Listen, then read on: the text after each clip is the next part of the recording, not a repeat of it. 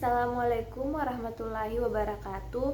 Perkenalkan dengan saya Nur Fajri dari kelas S101 dengan NIM 19210404007. Di sini saya akan menjelaskan tentang tugas manajemen konstruksi, yaitu contoh pelanggaran kontrak konstruksi. Yang pertama yang saya akan bahas yaitu data proyek.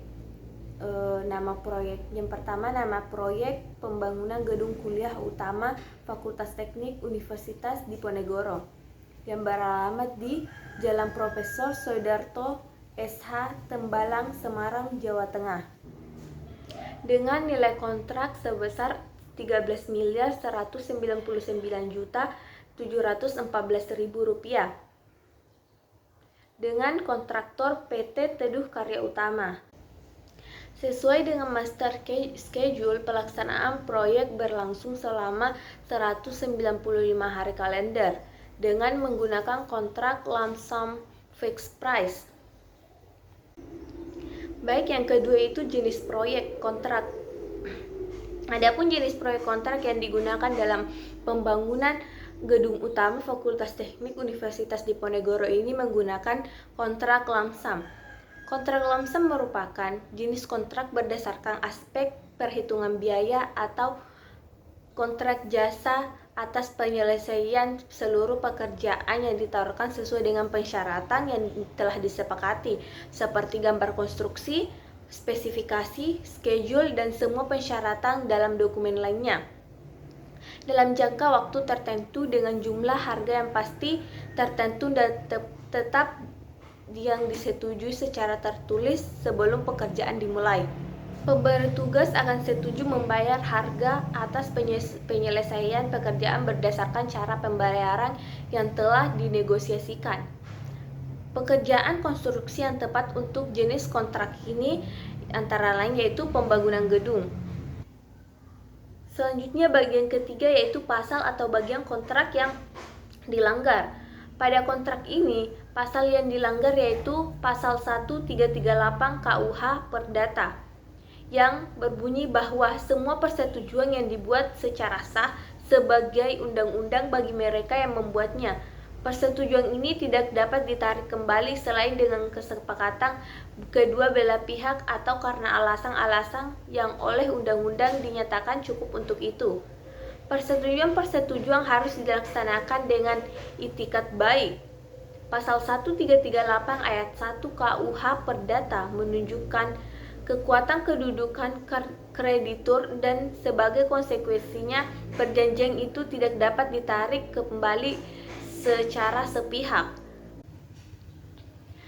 Yang ketiga yaitu denda sebesar 5% dengan harga borongan Rp13.199.714.000 dikalikan dengan denda sama dengan Rp659.985.700. Dan yang keempat yaitu mencairkan jaminan pelaksanaan gedung kuliah utama Fakultas Teknik Universitas Diponegoro tahun 2010.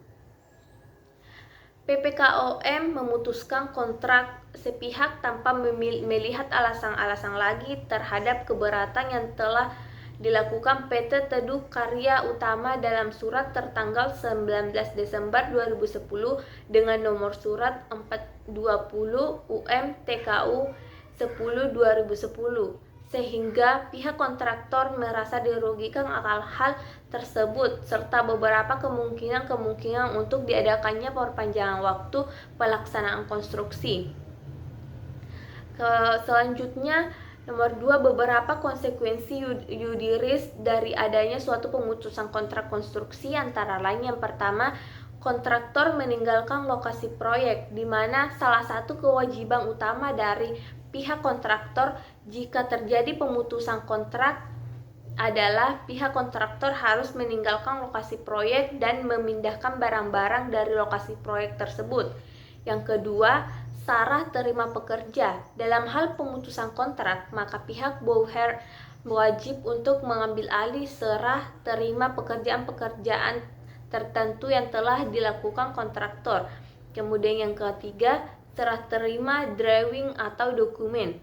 Dalam kasus-kasus tertentu, jika kontraktor dan sulit dikerjakan oleh pihak lain atau tidak bisa atau sulit dibuat oleh pihak kontraktor lain, maka dalam hal pemutusan kontrak dapat mewajibkan pihak kontraktor untuk menyerahkan dokumen-dokumen kepada pihak buyer. Dan yang terakhir yaitu pembayaran yang masih tersisa dan anti rugi layak pula ditentukan dalam kontrak bahwa jika terjadi pemutusan maka setiap pembayaran kepada kontraktor yang tersisa mesti selesai. Baik, dengan melihat pelaksanaan proyek pembangunan gedung utama Fakultas Teknik Universitas Diponegoro ini yang mengalami kendala, penulis memberikan saran agar supaya owner dan kontraktor lebih memperhatikan faktor-faktor utama pelaksanaan proyek, khususnya owner dalam memilih calon kontraktor yang hanya memberikan harga penawaran yang mendekati dengan HPS, karena seringkali praktek banting harga dan memberikan harga penawaran rendah yang sering terjadi di dalam kebanyakan pengadaan jasa pelaksanaan konstruksi, akhirnya hanya mengorbankan kualitas pekerjaan dan meningkatkan kemungkinan yang diajukan kemungkinan perselisihan di kemudian hari. Selain faktor penawaran yang diajukan kontraktor, faktor lain harus menjadi pertimbangan lainnya adalah kuatnya dukung dari supply chain management yang dimiliki kontraktor. Semakin kuat dukungan dari supply chain management, maka akan semakin tinggi pula persentase tingkat kesuksesan kontraktor untuk menyelesaikan proyeknya hingga bisa dinyatakan berhasil.